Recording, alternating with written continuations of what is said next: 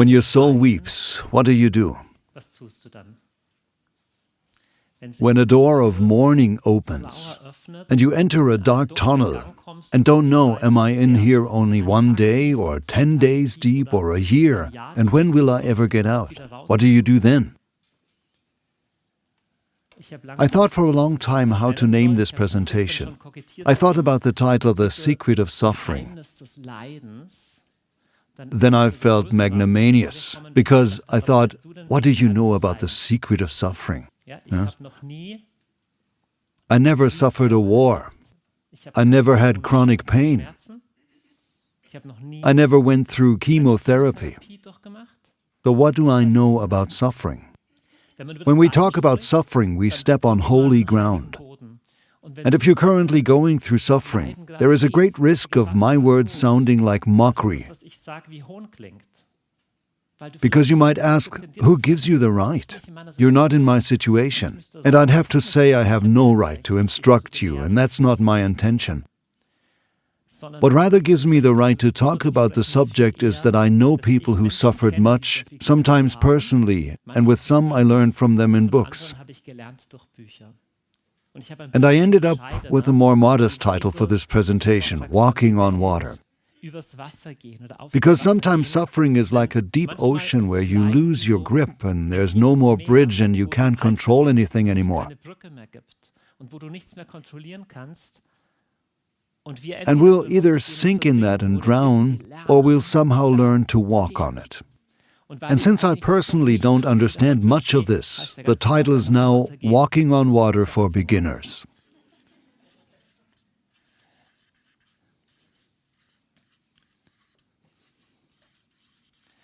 There is apparently a study someone told me about a few days ago, where they compared survivors of concentration camps with those who had died in the camps quickly.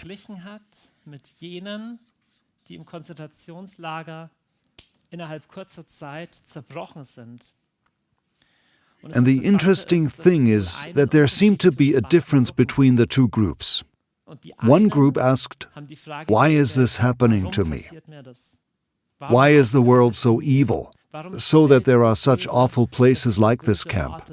And the second group didn't ask so much, why me, but only asked the question, what's the next step now? And the second group statistically survived more often. And I can't explain to you why you need to suffer or why you experience dark times, but the presentation can maybe help to take the next step.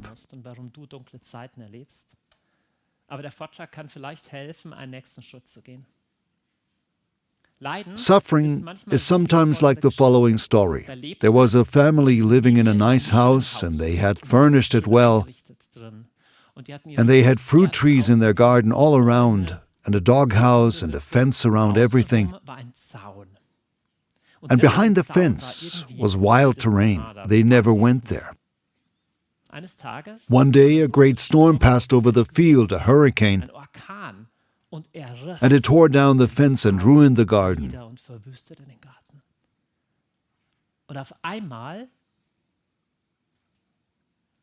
And suddenly these people were forced to go beyond the fence in order to repair it.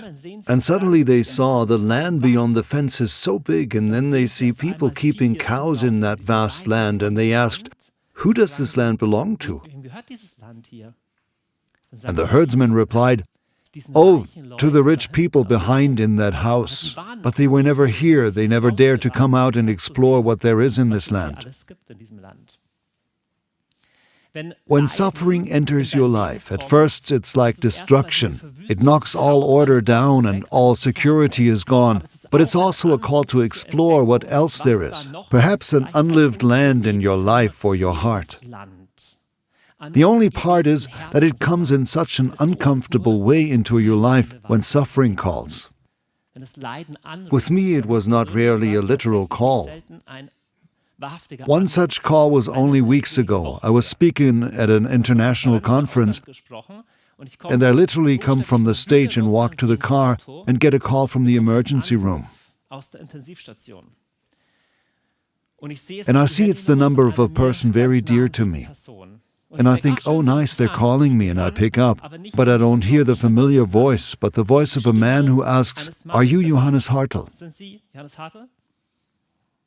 That was a doctor from the emergency room. These are moments where time stands still and life seems to split into two parts. And annoyingly, this moment reminded me of another moment a few years before, where I also had gotten a call. I was sitting somewhere and got the call that my wife had to be brought to the clinic, and within a few days we had lost our second son. Those are such calls. And a few years later, I stood outside 30 meters from the place I'm standing right now, out here in the garden, and I got a call. And it was a friend of mine, and he told me that my best friend, at age 37, the one who I built this house with, had died. A father of 2 kids, one of them still in the mother's womb. That was only a few years ago. And a few days ago, I once again got a call that one lady, a very dear friend of mine, has a diagnosis for cancer. I don't know your story, but suffering is often like a call out of nowhere. You're somewhere and it's rough. That call could come any day and moment. We're not safe. And my question is, does this call contain a call? If so, what is it? So does the suffering somehow, I don't want to be too grand, is there meaning in it? Enough with this talk about meaning that sounds like you're making the pain less important. Everything has meaning in the end. Maybe more humbly put, is there something in it that we can overcome in a meaningful way? Only a few kilometers away from here, in the area of Landsberg am Lech, if you drive down south, not far, there was an outpost of the concentration camp Dachau. Now I bring up such a dark thing. And Viktor Frankl was held there. Very few people know this, that he was there, the famous psychologist who said when he reached the camp, he tried to not answer the question, why is this happening, but only, what is the call of suffering to me? And that's what I want to talk about. I have 7 points, 7 insights, some of them very obvious and simple, some may be a bit more advanced, about life in dark times. And the first insight, it seems to be not too insignificant to me. The first statement is, dark times are part of life.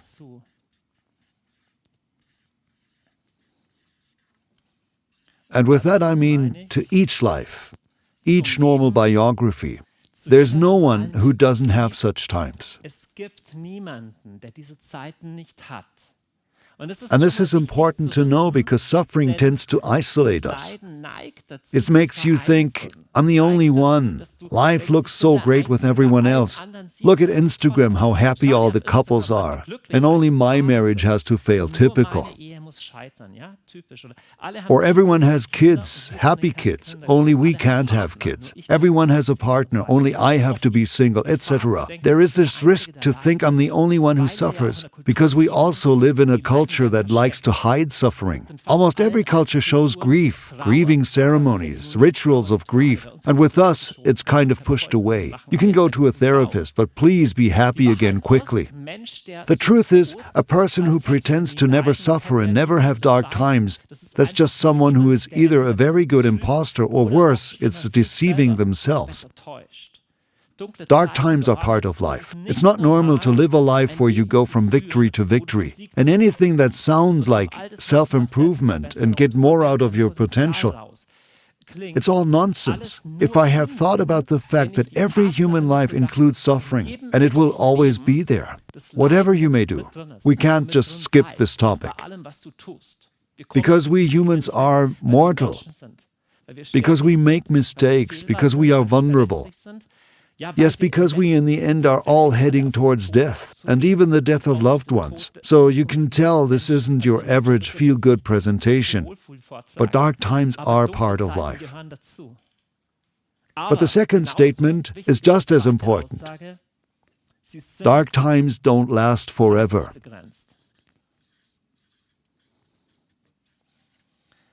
That's also a truth you can lose sight of when you're in the middle of it. And maybe you hear my words and think, well, as if. It's been going on for so long it'll probably never end. But this is typical when you're in the midst of it. Things feel like eternity, but it's actually limited. Actually, our own lives are limited in time because we don't live forever. Even our ability to feel pain is limited. It's quite the high threshold until a human no longer feels pain when we faint. And pain of the soul also comes like a wave and will then fade again. Our suffering is part of life, but even suffering is not forever. Unsere Leiden sind Teil unseres Lebens, aber auch das Leiden ist zeitlich begrenzt. Third, very important point, a further temptation of suffering is to think that the reason I am suffering and going through a dark time is that I simply did something wrong, that I'm stupid, it's probably my fault. And it's important that you hear it's not your fault.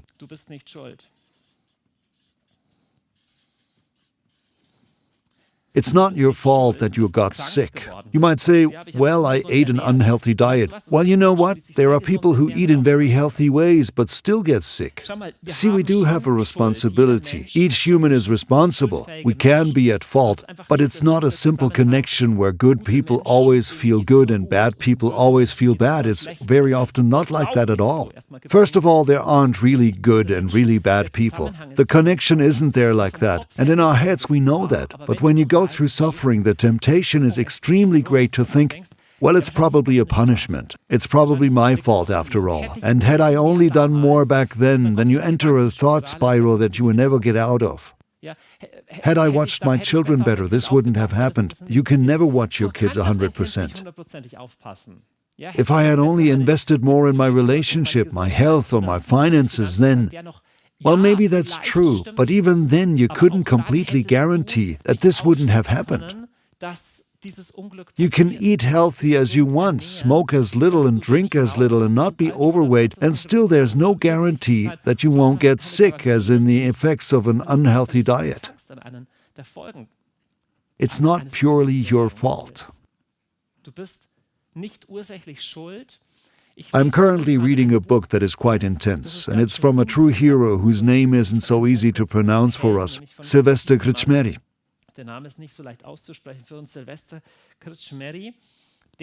He died a few years ago. He came from Slovakia. And he was in Slovakia underground during the time of communism. And was arrested, I think around 51 or 50, by the communist police, if I understand correctly, in solitary confinement for 7 years, and endured several years of torture and brainwashing during that time. He was held for a total of 15 years. And he wrote a book that sent shivers down my spine. It's called Breaking Point. There aren't many people who write about the things he reports because many don't survive brainwashing and torture. And he died in 2013. Later, he looked like this. And we Germans have a lot to thank him for, because he majorly contributed to starting the so-called candle protest in spring of 1988 in Slovakia, in Bratislava. And that was imitated in East Germany, which in the end led to the fall of the Berlin Wall in 1989. It means that because this man wasn't broken in the communist prisons, and even after 15 years, even after years of torture, he didn't sign a confession, it's contributed to us having a reunited Germany, and that communism collapsed. Why do I tell you this story? For two reasons. One, because of the secret why he didn't break. And two, what they all tried in order to break him. The communists weren't stupid. This was a pious Catholic. And nothing would be worse for him, nothing would demoralize him more than if they had at some point brought him to relent and then feel guilty. They kept telling him that he was at fault for something. And he had to anchor in him this sentence, it's not my fault, I'm not here because I'm antisocial or something, but I'm here because I don't follow the regime. He had to anchor this sentence in him. in sich verankern. And he had to say to himself, yes, I might have done some things wrong, but I'm not in this painful situation of torture because I did something wrong, because I'm an evil person, because I'm guilty. And he secondly held on to an inner substance. What is this inner substance? Everything up to now I've said, I think you can understand if you just think a little about humanity in philosophical and psychological terms. But to give suffering a form, meaning I don't just need to somehow overcome suffering, but it has an inner substance, I think only faith can do that. And what carried him through the suffering is that he knew the Gospel of John by heart. And he gave each of his days an internal structure. He translated the book into 5 languages in his mind, which shows he was a smart person. But he gave his mind structure. He literally writes in his book, in torture you're reduced to absolute survival, so that the question becomes, do you have a concrete foundation on which you will finally stand or not? There it's over with psychological games and even believe in the good things of life, okay? Try to do that when you're being tortured. That's what nourished him. I spoke with a friend, Professor Philipp Merkt. He studies the connection between resilience and faith in a scientific institute. And they found out how people survive, for example, in torture or solitary confinement, and it has a lot to do with whether they are believers or not. So stop with this nonsense that believing in God is just a good weather thing for people who don't want to face the hard parts of reality. The New Testament, also the Old Testament, by the way, was written at a time where they didn't have anesthesia yet. People back then were confronted with suffering in such a way, at least physically, that we don't know the same way today. This wasn't written as a good weather thing. I'm trusting you with a great amount of realism today, which does away with belittling pain or pushing or explaining things away. Yeah, if you just work hard enough, then all will be well. The Old Testament takes suffering very seriously.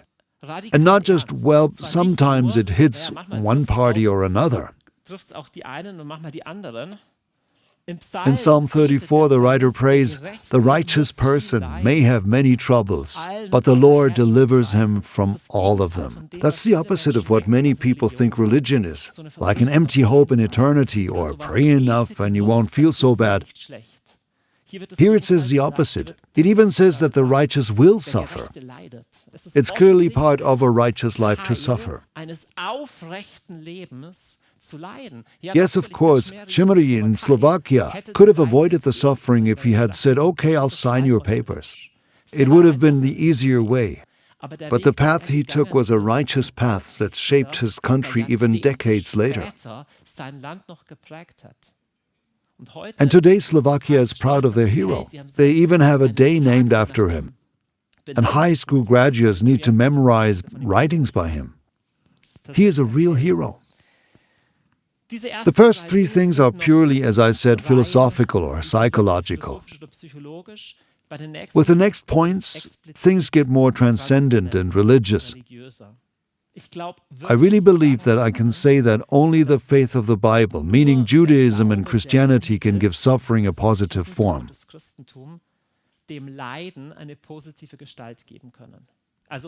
And you can gladly correct me or come talk to me later or write a comment if you disagree.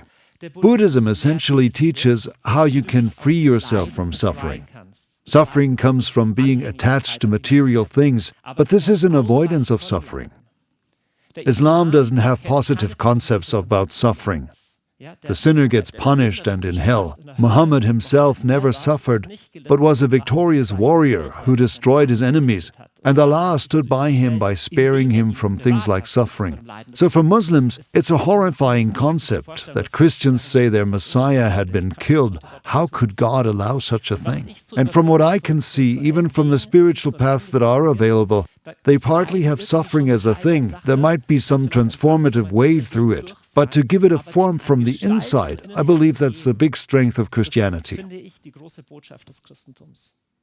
Because I also don't know of a philosophical concept that takes suffering so radically serious, yet doesn't stop there. So therefore, first big statement about suffering. The statement at first sounds a bit harmless, like cheap solace, but it's not. Harmlos und vertröstend. Sie ist nicht vertröstend. God knows your suffering. Suffering is very subjective. Maybe it happened to you once. You went to a doctor and described your pain and he looked at you strange, but your blood values are normal. What can I say? Well, it still hurts. Oh, okay. It's unfortunate no one can look inside your heart. Or if you tell someone, I'm feeling so bad, then you get a response like, well, come on, you will get over it. Don't be such a baby. Nobody truly knows your suffering. And I came across a passage in the first book of the Bible, the book of Genesis. It's so moving because it's so human. So there's this guy named Jacob. He has 2 wives due to bizarre circumstances. Most times such things end badly, but he has 2 wives. He really only wants the one, but then marries the other in a double pack. And one is pretty, the other is not. I don't know if you know the feeling of, I'm not as pretty and I'm overlooked and the other one is prettier. That's a terrible feeling. And she knows my husband, he doesn't really love me, he loves the other woman. And now we could say, well, too bad, that's life sometimes.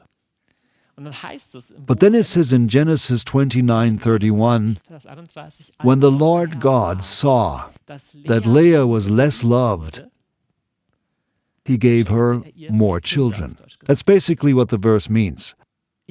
I find this so moving that this majestic figure of God, which the Old Testament paints, who created the heavens and the earth in 7 days, he sees that somewhere in Canaan there lives a woman who isn't loved by her husband. And God sees this. And this God sees is found in the entire Bible, especially in the New Testament. You need to go, if you're up for it, to go through the Gospels, the account of Jesus, and highlight all the sentences that say Jesus saw. Some examples. A young man was being buried. Jesus comes from the town and there's a funeral procession of the so-called youth of Nain. Nain is a city in Galilee. And the mother walks alongside and cries, and it says in the Gospel, when Jesus saw that this was her only son, he went over and raised him from the dead. So Jesus doesn't say, oh, how sad, people died again today. But he sees, wait, that's not a man. There are no other young men or women there, so this was her only child. Jesus sees that this was her only son. Or at the lake of Bethesda, where I was just a few weeks ago. That's in Jerusalem, you can see it today, it's beautifully excavated. Jesus reaches Bethesda according to the Gospel of John and sees, I don't know, dozens, hundreds of sick people who are hoping to be healed. And then Jesus comes to someone who has been laying there for decades. And it only says in a half sentence, Jesus saw that he had been laying there for long and asks, do you want to get healed? See, if you're in a hospital where many, many people are laying there, you need a trained eye to see who has been there a long time. Only someone who looks at people in an empathetic and mindful way can do that. To say, hey, you've been here longer than the rest. God knows the suffering of the unloved Leah. He sees the suffering of the widow, what pain it is when you lose your only son. What a pain when you have had an incurable disease for decades. Jesus saw. He knows your suffering. And I made quite a bold statement that only Christianity can give suffering an inner form. According to Islam, God also knows everything. God is omniscient. Allah knows everything. The Indian gods, some of them also know everything. But there is only one story, only one faith, where God becomes a human and suffers himself. Meaning, who knows suffering from a personal experience. Sorry, Allah can't know that. Allah can't even suffer. That contradicts his definition of being all-powerful. And Jesus can suffer and did suffer as a real human and real God. That provoked both Jews and Greeks a lot in the first century, this idea. As a human, just like a human, when it hurts, when you get nails there in your hands, that's how it hurt. Just like it feels when you slowly die or thirst or lose blood, that's exactly what it felt like. Being betrayed by your best friends in the worst moment, it just felt like that. To be rejected and betrayed by your own people, to be condemned by your own allies under the Roman occupying power to die a shameful death, it felt just like that as a human. To be afraid of death, it felt just like that. And at the same time, Christianity teaches that Jesus suffered as true God. This means he didn't just suffer as a human can suffer, with the pain which can get pretty bad, but eventually you faint or are in a shock state and only feel parts of the suffering. But as God, who actually feels all the pain of all the world, who takes all the guilt into his suffering. Suffering which is unimaginable for any of us, and is so much deeper than just God knows you're suffering. If you have no children or when your husband doesn't love you, he knows the suffering of the entire world from personal experience. And when Jesus first appeared publicly, there's also a passage in Isaiah chapter 53 where the servant of God is described as a man of all sorrows. He was familiar with suffering and sickness, a man of all sorrows. Whatever your suffering and your pain is, it's already there on the cross with him. He even knows that thing. The first time Jesus gave a public speech, his first sermon in the synagogue of Nazareth, a scroll of scriptures is handed to him and he reads from it. He says, "The Spirit of the Lord is upon me. He has sent me. He has anointed me to bring good news to the poor, to bind up the brokenhearted, to proclaim freedom to the captives, and the freedom of bondage for the oppressed." Here Jesus describes his mission. And you could give the whole gospel the title, "Everything Jesus proclaims and teaches mainly is aimed at suffering and broken people." He says at another point that he came for the sick, not the healthy. This means if you say, "I'm actually doing quite fine," then Jesus says, "Okay, then you really don't need me." So if everything is going well for you, Christianity isn't your first choice. But if you're one of those who sometimes is wretched, sad, with a broken heart, and not knowing who will bind it up, if you're not free, if you're captive, as if you were locked in a prison, then Jesus says, "You are my person. That is why I came." Never believe these lies that say faith is primarily for those who have it all well in life. I hear that so often when I give speeches, and people also write that to me. "Yeah, you probably have no idea about real life. You're floating on cloud 9 somewhere." Well, from the outside, no one sees what kind of suffering is in the heart. So with that, we often push it away and said, "Well, okay, I'm feeling so bad. My life went like this. Nothing will help." But the opposite is true. Have you noticed there are no ads on this channel? This is the only one. There's one reason for that. This channel is funded by donations only. If you want to help us to continue with this work, you find everything about supporting us below in the description. Now enjoy the rest of the video. Now for something more uplifting, but also more sarcastic.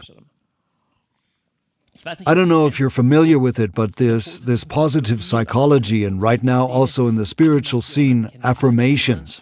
You know affirmations? Affirmations are something like, live out the day today, then you have the strength to change something. Or, you're in exactly the right place in the here and now. Or, you have the full potential you need to become who you really are, just be yourself. I found on Instagram this fantastic page called Disappointing Affirmations. One of the affirmations there reads, "Stop worrying about what other people think." I mean, have you met other people? They're awful.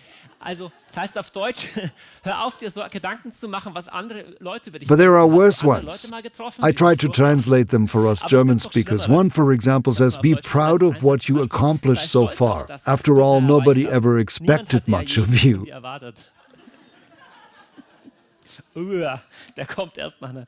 Or, "You're in the exact place you needed to be. That's because you make terrible decisions." mean. I now have some disappointing affirmations from the mouth of Jesus and the New Testament for you. So the opposite of spiritual motivation proverb. Are you ready? Not really, but now you're sitting here. Christianity isn't just one to say that suffering is unavoidable or you will somehow get through the suffering, but Christianity goes much further and says, if you're a Christian, you will suffer. And that's part of your calling. What? Shocking first passage from Paul's letter to the Philippians. For it has been granted to you on behalf of Christ not only to believe in him, but also to suffer for him. Here it says, and I'm only trusting you can handle this because it's so provocative. Here it says that suffering is basically part of the package as a Christian, and it's even a gift to suffer for Christ. It is a gift. And that, of course, doesn't mean that God sent you cancer. That's not what it means. God didn't make sickness. He didn't want us to die. Death came into the world through sin and evil.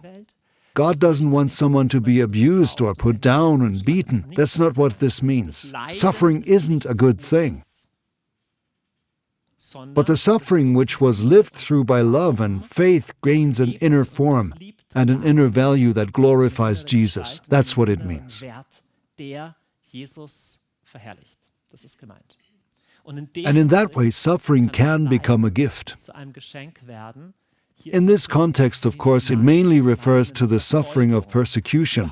In general, when the New Testament talks about suffering, it doesn't mean I have a splinter in my toe and now this is God's gift to me. So please don't develop absurd theories from this. But mainly it means this. I'll put it this way. If you're looking for a spiritual path where everyone applauds you and everyone thinks you're nice, then you're with the wrong guru in Jesus. But it's more like, if you follow Jesus, the simple fact that you follow him will cause resistance. And it impresses me, but also is shocking how clearly Jesus says this. In his last speech before his death, according to John, he says, if the world hates you, keep in mind that it hated me first. The world, that doesn't mean everyone in the world, but the world, according to John, means the system of this age. That which is currently in fashion, what currently has the ruling power over the heads and minds in this world system, it's in contrast to what you stand for if you follow Jesus. Because it's in contrast to who Jesus is and what he stands for.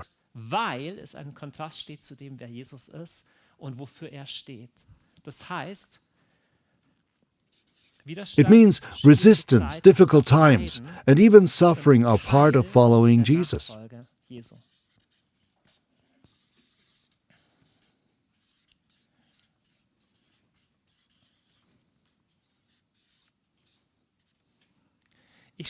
I study eagerly with such interest the life of such people like the hero from Slovakia,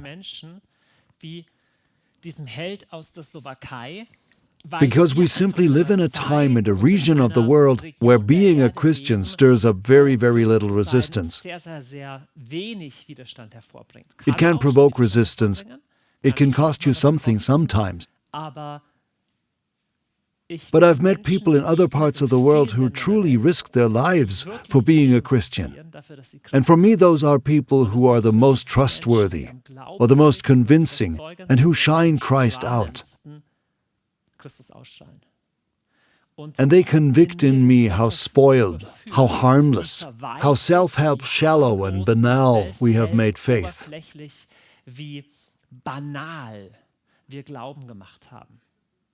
And that's why it doesn't shine with power. And so it also has no strength to carry us during suffering. Something like, the good Lord is always there for us. I can't hear these things anymore, these shallow church songs with swollen metaphors where nobody understands what it's supposed to mean. And this talk of the good Lord and all this harmlessness of God who never challenges us and is always nice and will always agree with whatever you say, that's nonsense. It doesn't line up with what Jesus says here. His call is much more heroic, more radical, costly, and it's part of what it means to follow Jesus. Actually, I think it just starts even before that. I believe that even if you don't follow Jesus, if you try to live an upright life, to just tell the truth and not lie, not to say what you're not convinced of, so it's true. Even there you get resistance. Paul generalizes the whole thing. In fact, everyone who wants to live a godly life in Christ Jesus will be persecuted. Everyone. So again, the question how you define persecution. If you want to live an upright life, it will also cost something, but there's a reward. And it's infinitely valuable to live a righteous life.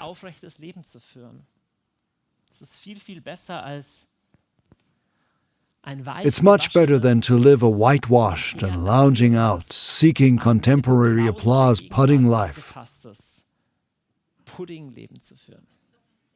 Paul was, of course, a master of that. He knew what he was talking about. He says, "Now I rejoice in what I am suffering for you, and I fill up in my flesh what is still lacking in regard to Christ's afflictions for the sake of his body, which is the church." It's that kind of passage that you would never hear in a sermon 30 years ago, because everyone asks, what does that mean? There's nothing to add to Christ's suffering. That's true. And yet there is a power in it that shines in the suffering and life of Jesus, which only becomes visible in those who follow him, who continue his life and work, and sometimes also his suffering throughout history. Because we mysteriously also have a role in the salvation of the world. And not like what Jesus did is only 70% valid and now we need to come in, but because it was God's free will to not deliver the world on his own, but in cooperation with humans, including people who follow Jesus in all phases, even the dark phases of their lives. I would like to get back to this sentence, the sentence from Viktor Frankl. Basically, don't ask why the suffering hits me, but ask what for. Ask, where is the fence around my house now torn down? What is life trusting me with so I can discover new terrain in my heart and also take care of this terrain? There's also a wonderful biblical story which takes place around 800 BC. There's this prophet Elijah. He's very powerful and follows after God. And then he gets a lot of opposition from an evil queen Jezebel, and he flees and suddenly is afraid to death. And he suddenly wants to die. He wants to die. And then he has to wait in the middle of the desert in a cave. And suddenly there comes a gentle whisper.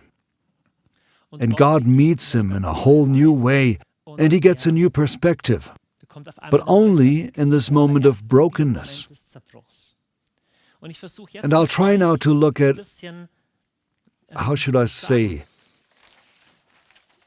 the inner fruit that could result from when you have this brokenness and then get a new encounter with God.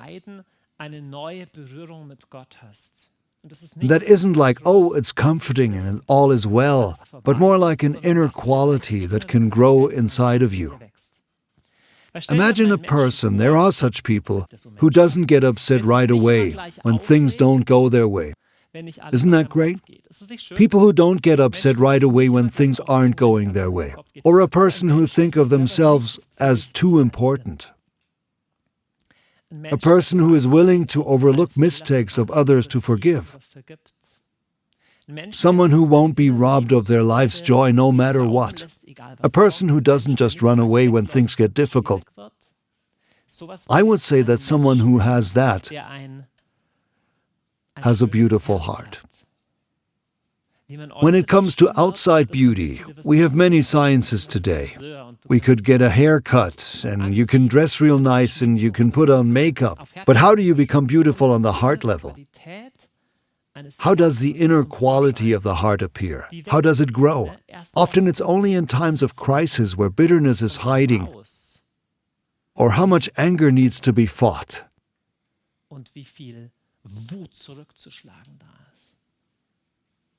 But in those bitter times, something else can also grow. And I want to write down for you the fruit of the heart on the right. These can only grow on a certain terrain which isn't too nice. Die nur wachsen können auf einem bestimmten Terrain, das nicht so schön ist.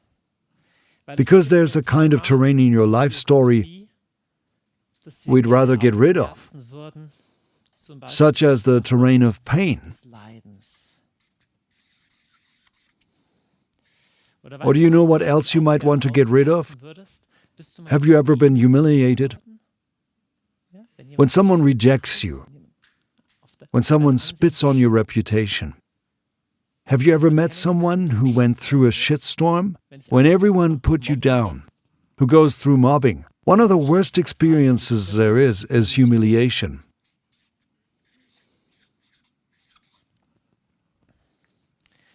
One of the worst, meanest, most evil things that happen to us is when injustice happens to you. What incredible injustice happens in every moment. Or how do you deal with it when someone in your environment has anger problems, perhaps your partner? He has anger outbursts that aren't your fault, but you are at their mercy. How do you deal with disappointment? You were so excited, anticipating something good, then the relationship breaks. And after 8 years, you guys still don't have a child. Or you invest so much in that friendship, and the friendship breaks apart. You were looking forward to that house, and there's no new house, and so on. Even worse, how do you deal with betrayal?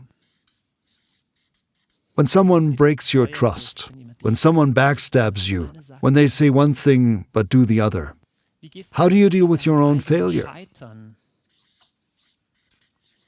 You had plans and had imagined it one way, but you're the first who messed it up. How do you deal with that? If you're involved in a car crash and it's your fault? You know, those are the kind of questions where all our nice self-help sayings fail. But the same applies also to religious people. How do we cope when God is the one who disappointed you? When you believed and prayed so much and none of it came true? The opposite happened. When your faith no longer makes sense and you are in a faith crisis.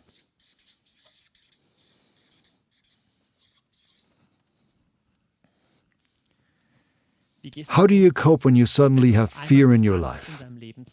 You've always been a confident person, but all of a sudden you're broken inside, because you know that the results of your biopsy will come tomorrow.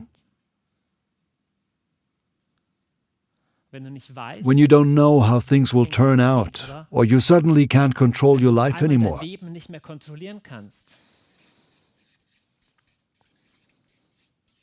Because you don't know how long your strength will still last. Because you don't know how stable you are psychologically. Because you don't know how long your wife, who now needs permanent care, will need you. You no longer have your life in your hands. See, all these things, they are among the worst things you can imagine. But all the good traits I showed you earlier of a person who doesn't think too much of themselves, is patient, loving, and internally brave, all those, friends, are qualities that only grow in difficult times. If you never had a challenge in life, because all goes well, you will never become brave. If you never were afraid, you'll never have courage, because courage only comes through fear. See, suffering isn't good on its own, but from the ground of suffering, roots can grow.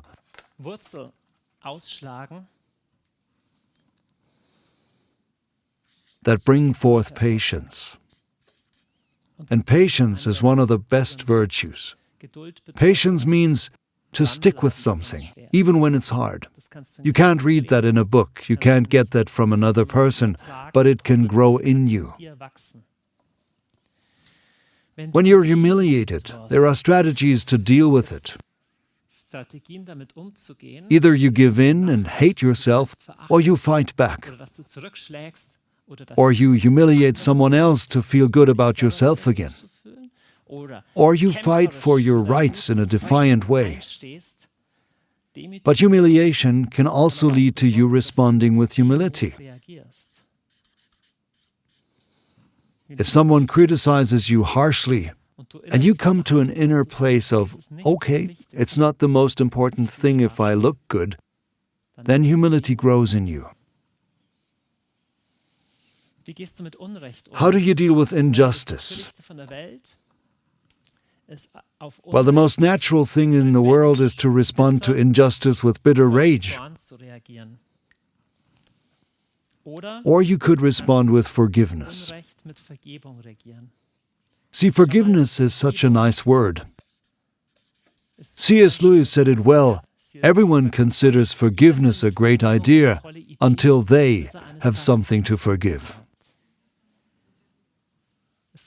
You only have something to forgive if someone wronged you, and it would be the most normal thing in the world to hold on to your grudge and to wish them all the evil in the world. You can only learn forgiveness when someone wrongs you. How do you cope when there are emotional outbursts in your environment? Again, it would be the most normal thing in the world to fight back with the same energy, to say what you can do, I can do too. But only in anger or emotional outbursts can you learn gentleness. Gentleness means that you respond in an emotionally calm and controlled, loving way in an environment that is charged with negative emotion. That's the definition of gentleness. Who likes disappointments? I personally hate them. I'm a very controlled person. I have very precise plans. And the problem is, when you're never disappointed, there is a great risk that you'll become a control freak. That you think, whatever I imagine it to be, it will happen exactly like that. And that's one of the reasons why it's so important that you don't give kids everything they want. Otherwise, they will think the whole world revolves around them. But in reality, the world often doesn't revolve around us because we're not the center of the universe. And coming to terms with the fact that we aren't the center of the universe, that's called serenity. And serenity is a wonderful heart virtue. Serenity means to remain an inner peace when not everything goes my way. That's serenity. You have to watch people when they are disappointed. I imagine it so differently, but now it's different. Okay, how do you deal with that? Who of you has been disappointed before by anything? Okay, me too. But the way you deal with it makes all the difference in the world. Full of grudges, full of anger towards the world, which is so evil, and towards God, who is so evil. Because deep down there's this belief that it always has to come the way I imagined it. That's the recipe for becoming bitter. And it's an invitation to just be a bit more serene.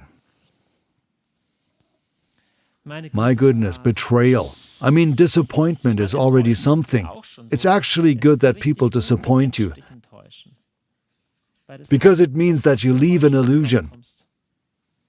Because you can only be disappointed if you previously appointed something in a wrong way.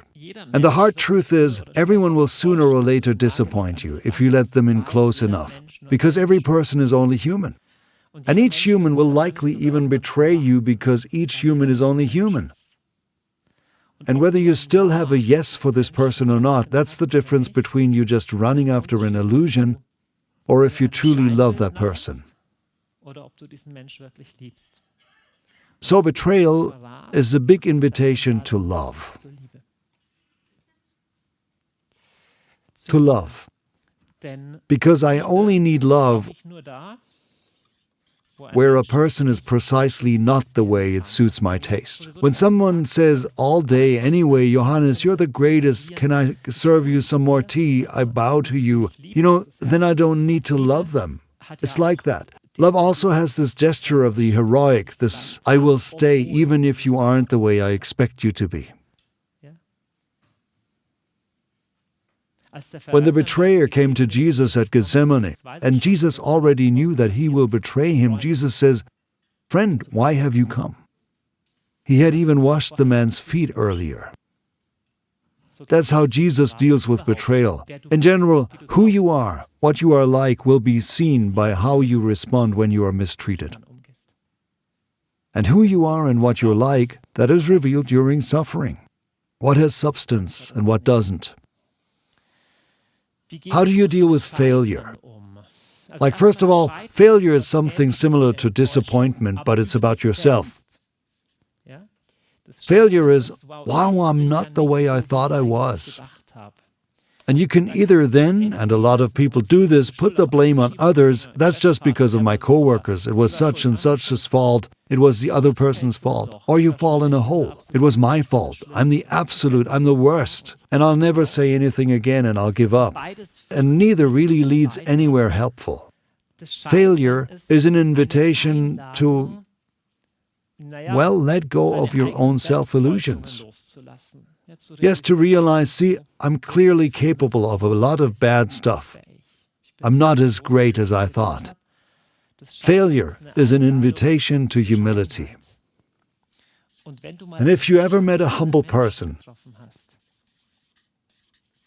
I don't mean like never do anything with yourself or not like yourself. I don't mean that. But humility simply means I humbly accept who I truly am. So I don't need to make something of myself that isn't really me, but that's something beautiful. If you've ever met such a person, it's wonderful. When a person is proud, I also have a talk about pride. I fittingly called it the best presentation of all time. So when someone is proud, arrogant on the inside, everyone can feel that. And it's disgusting. And people who radiate this humility, this I don't need to make more of myself than I really am, that has a good fragrance. All these virtues are like flowers that can grow in the garden of your heart with fragrance. And they make the true greatness of a heart. Well, now it gets tough. What about a faith crisis then? What can a faith crisis bring forth? If God disappoints all my expectations, and I also don't understand the Bible anymore, and I'm shocked by whatever I read, and my theological concepts, they no longer fit together and such. Yeah, exactly. There it is decided if God is as great as your mind, or if He can be bigger than your mind, and whether you still honor God when He doesn't fit in your concept. And so a faith crisis is the invitation to reverence. Reverence is one of those words that isn't popular these days. Reverence, or fear of God, doesn't mean to be afraid of God, but reverence means to honor the one who deserves honor. And you should know that you, with your 20, 30, 40, 50, or 60 years of life, 80 years, have had a certain amount of life experience and stand across from a universe with countless billions of suns, all these suns and planets around them. That's the universe. And now we're talking about the creator of the universe. And the question is, how great is the problem when he is somehow not the way you want him to be in one point? And to accept the posture, God doesn't owe me any explanations for what He is. Because I'm a human, and I'm made of dust, literally. And that has to do with a lot of wisdom. That isn't too little trust in or understanding. It's simply to know where you stand and where you don't stand. What does fear invite us to? Fear is the invitation to courage. Only when you are afraid can you even be courageous. You can see already, by the way, all these things here, they only exist in a world where there is suffering. In eternity with God, you will no longer need all of this. But only on earth, and in the few decades where you live on this earth, can this process of growth take place. That doesn't make suffering good. It doesn't make it good that your child died or that people in the Ukraine are being bombed right now. None of that is good. But there's a perspective of how we can give faith-filled answers without breaking on the inside from it. Loss of control is maybe one of the worst things in suffering, that you simply don't know how much longer will this take and what even is going on. Loss of control is an invitation to trust.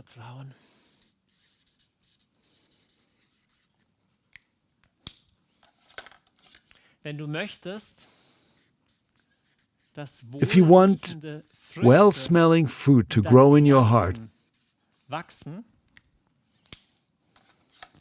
then know that the dark days and months where your soul is crying in the channels of grief, those are the times where two voices compete for your attention. The voice of bitterness, the voice that says, harden yourself with accusation and cynicism, and the loving voice of God that says, I can't explain everything to you,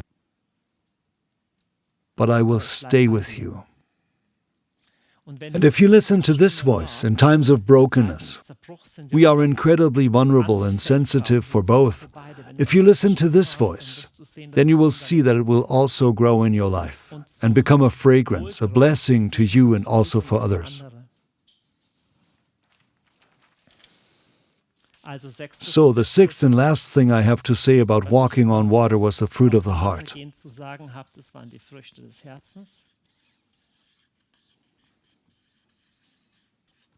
And the seventh and final point, what can you do practically?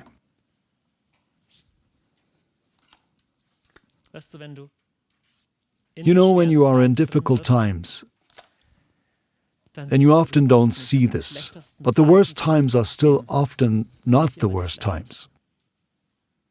They are sometimes the fruitful times. And I find it so good that even the great heroes of the Bible don't hide the hardships from us. That they say, all was so easy. Paul, the great Paul, writes in a letter, 2 Corinthians 1:8, we don't want to hide the troubles from you, brothers. Just read up to here. We don't want to hide the troubles from you. No, you can cry out. You're also allowed to tell people of your need. You can seek help, can get professional help. You don't need to make it all on your own. Paul, this great man, had the need to write a letter where he shared from his heart and said, I don't want to hide from you that I struggle with great troubles. And now read this. So much where we pressed beyond measure in strength that we even despaired at life. It means Paul, the great apostle, was close to dying. I don't know what he means by that exactly, whether he didn't want to live anymore or that he thought life was over, and he has the need to share his heart. But that wasn't the only thing he experienced. But he also says, praise be to God, the Father of mercy, the God of all comfort. He comforts us in all our need, so we have the strength to comfort all those who are in need with the comfort which we are also comforted by God with. For as the suffering of Christ has abounded in us, so our consolation also abounds in Christ. There are two very important statements in here. The first is, I experience suffering and comfort so that I can comfort you. Maybe that's one of the perspectives that can be helpful to you. Only suffering which you went through yourself. Only in that can you really comfort others. If I ask you now, which of you has ever lost a child, for example? There might be 2 or 3. If I ask, have any women ever lost a baby, perhaps in a miscarriage? I don't know, 1 out of every 3 or 4, quite many. If 2 of such people were to meet, they would immediately know, okay, you know what I'm talking about. Because suffering creates familiarity. And only for that reason does Paul say he can comfort, because I myself went through suffering. But the second thing he says is, as the suffering of Christ became abundant in us, so also comfort became abundant. I can't prove it to you, but I only have a sense of it from a few moments of suffering. This is the truth. I read it in the torture accounts from gGmbH. I heard it myself in lives of people who went through such things. There is a specific closeness to the love of Jesus that only shows itself in suffering. It's as if you were to share a secret with those who also know suffering. And that doesn't make everything fine, but gGmbH and Wurmbrand and other great witnesses of persecution have said that they experienced entire days during torture and solitary confinement where it was like they were in the inner courts of heaven, wrapped in the glory and love of God, while their bodies were being tortured on the outside. Something they never experienced again on the outside. There is a closeness to Jesus that is only experienced in suffering. But how do we get there? In the Old Testament it says the seventh and last point is simply, what can you do? Here it says, Psalm 9 verse 10, so the Lord becomes a fortress to the oppressed, a fortress in times of need. God often shows himself as a fortress in time of need. It's great when you have a fortress. There's just one disadvantage. It's your own responsibility to hide yourself in the fortress. May I ask you, when your soul weeps, where do you run to? What is your fortress? Or who is your fortress? And if it's true that God wants to be your fortress, then learn to hide yourself in God.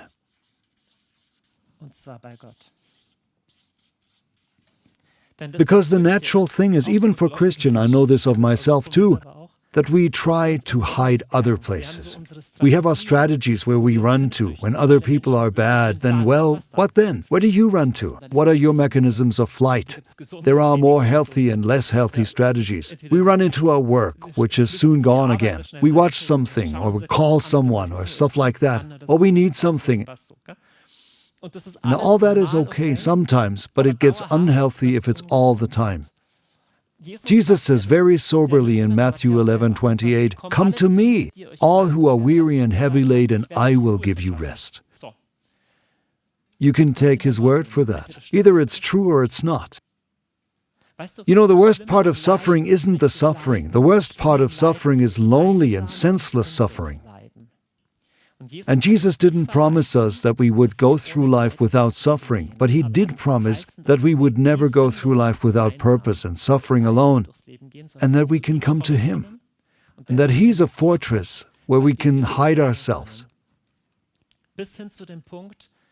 Up to the point where those people who were in solitary confinement say, by saying his words, the gospel, reciting it, I could even withstand the torture. That's how real it was, that he's a strong tower, that he is strength. You know, in the end, you don't need an answer to all the questions in suffering. There isn't really an answer to the question, why did my child have to die? You won't get anywhere with a question like that. But the only thing you need is peace with God. You need peace with God in the suffering. For this peace with God, grief is allowed. The Psalms are full of grief and even accusations against God. Why do the righteous suffer, but the wicked they do so well that they can barely see out their eyes from how fat they are? That's what one of the Psalms says.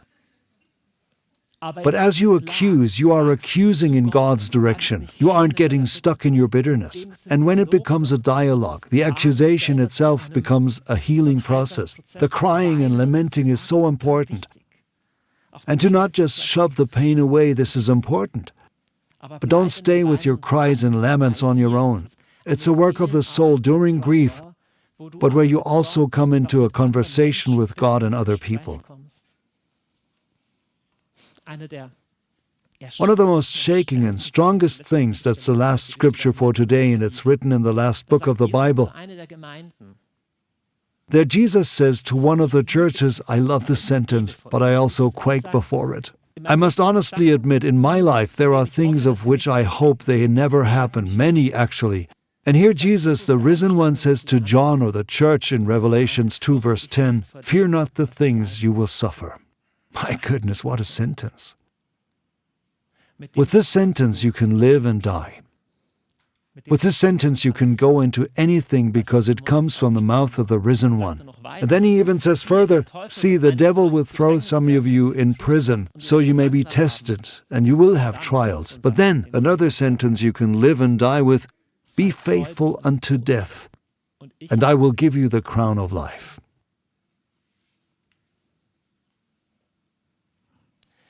God can turn any tragic story into a blessing. Just like with a hero from Slovakia. I had told you about Leah, who was never loved by her husband, and of God who still gave her children. And after a few sons, she was so happy that she named a son Judah, praise. And from Judah's line, the Savior of the world was born. Leah, the unloved one, the overlooked one, became the matriarch of Jesus. Because in her process, accusation turned into praise. And wherever you're suffering, and your wounds can become a gate, so you find your way to accusation and eventually to praise, their streams of blessing can flow from it even generations later.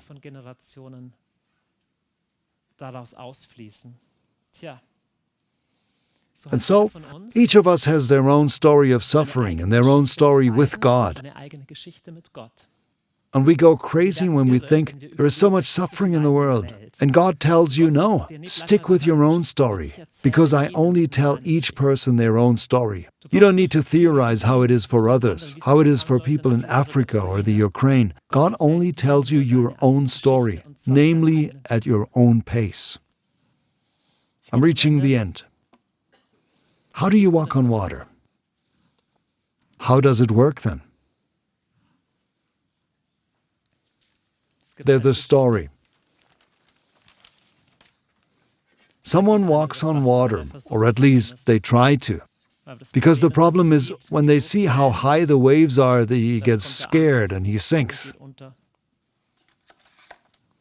That man is Peter. And as long as his eyes are looking at the waves, he's afraid and sinks. But then comes Jesus, in the middle of the storm, right on the water. And as long as Peter doesn't look at the waves, but at Jesus, that's how long he can walk on the water. And as he sees the waves and gets scared, he sinks. Then he calls, Lord, save me. Jesus takes him and pulls him up again. And you too walk on water your whole life long. And whether the water carries you, whether all this is true that I'm telling you, you can only find out yourself. But I'm convinced when your soul weeps, when you go through the dark valley, when you have to walk on water, keep your eyes on Jesus. And take one step further each day.